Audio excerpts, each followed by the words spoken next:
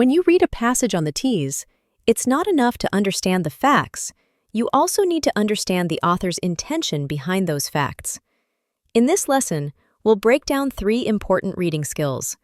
Author's purpose. Why was this written? Tone. How does the author feel? Bias. Is there a personal slant or unfair influence? These questions help you go beyond surface-level reading, and that's exactly what the TEAS is testing. Understanding author's purpose. Author's purpose simply means, why did the author write this? There are 3 major purposes to remember. To inform, the author wants to explain facts, like in a textbook or article.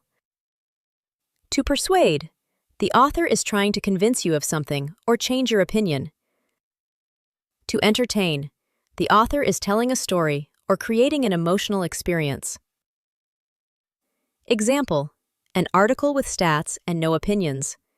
Inform, an opinion piece trying to get you to recycle more. Persuade, a story about a talking dog. Entertain. Tip, look for opinion words like should, must, or best if the goal is to persuade. Let's talk about tone. Tone is the author's attitude, or emotional feel, behind the words. It helps you understand how the author feels about the topic they're writing about. To figure it out, ask yourself, does the author sound excited? Angry? Neutral? Sarcastic? Hopeful? Tone is revealed through word choice and phrasing. The way something is said tells you a lot about what the author really thinks. Let's look at a few quick examples. The solution was brilliant and long overdue. That sounds positive and enthusiastic. Unfortunately, these decisions have failed again and again. Now we're hearing a critical or maybe disappointed tone. Well, that clearly worked out perfectly. Not. That one's dripping with sarcasm. Quick tip. Try to describe the tone in one word, like hopeful, informative, frustrated, or neutral. If you can't tell how the author feels, the tone might just be neutral or factual. Spotting tone helps you understand not just what the author is saying, but how they want you to feel about it. Now, let's talk about bias. When an author is biased, they're not being neutral. They're favoring one side of an issue, sometimes without offering fair evidence or considering other viewpoints. Bias can show up in a few different ways: strong, opinion-heavy language, one-sided arguments, or simply ignoring the other side completely. Here's a quick example. This ridiculous policy has ruined the entire education system. Words like ridiculous and ruined are emotionally loaded.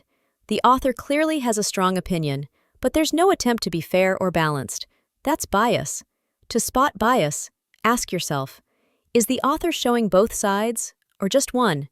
Are they using emotional or dramatic language to sway the reader? Are they skipping facts or ignoring important viewpoints? Now, bias doesn't always mean the author is wrong, but it does mean they may not be fully objective. And on the TEAS, recognizing bias helps you evaluate how reliable the information really is. Strategy. Read for clues. Author's purpose, tone, and bias aren't always obvious, but the clues are there. Here's how to spot them quickly. Look at the verbs and adjectives used. Pay attention to emotional or persuasive language. Ask, is this trying to teach me something, make me feel something, or convince me of something? If you can answer those questions, you'll be able to identify the purpose, tone, and any bias much faster, even under time pressure. Now that you know how to spot the author's purpose, tone, and bias, you're better prepared to understand why a passage was written and how the author feels about it.